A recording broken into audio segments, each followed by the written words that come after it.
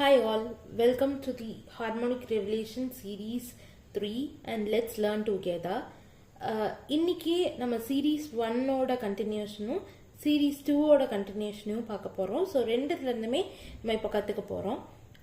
series 1ல பார்த்தீங்கன்னா sharp keys பற்றி பார்த்துருந்தோம். ஷார்ப் ஃப்ளாட்னா என்ன அப்படின்றத பற்றி பார்த்துருந்தோம். இப்போது சாவோட ஷார்ப் இது அண்ட் ரீயோட ஃப்ளாட் இது. சாவோட ஷார்ப் இது, ரீயோட ஃப்ளாட் இது. ஸோ அதே தான் எல்லா இதுக்குமே நம்மளுக்கு வந்து வரும். ஓகேங்களா?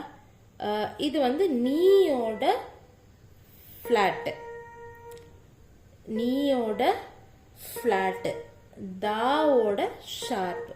நீயோட ஃப்ளாட் இது, தாவோட ஷார்ப் இது. ஸோ அதுதான் சரி கம பத நீ சா அப்படின்னு வரும்.